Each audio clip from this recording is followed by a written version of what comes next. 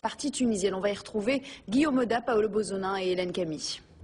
Premier point, c'est évident sur nos images, le drapeau vert flotte toujours sur ce poste frontière de Deiba, à 200 km au sud de la côte méditerranéenne. C'est un signe clair d'allégeance de ces hommes, de ces douaniers libyens au régime du colonel Kadhafi. Deuxième point, c'est cette scène hallucinante à laquelle nous avons assisté en fin d'après-midi avec Paolo Bozonin et Hélène Camille, un hélicoptère qui approche du poste frontière libyen, un Chinook donc de l'armée libyenne, qui, manœuvre de provocation ou non, survole le territoire tunisien.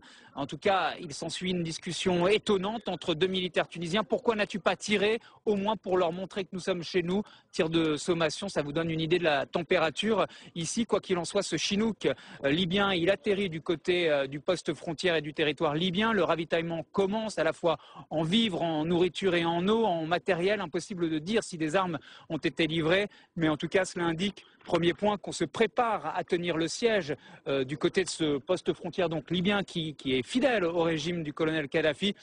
Et puis le deuxième point, c'est que le régime de Tripoli continue à repositionner ses pions le long de la frontière sud et notamment à proximité de cette ville de Naalout, 20, 30 000, peut-être 40 000 habitants qui est tombé aux mains des insurgés, mais que selon nos informations, le régime de Kadhafi chercherait ce soir à reprendre par les armes. À peine arrivé au ministère des Affaires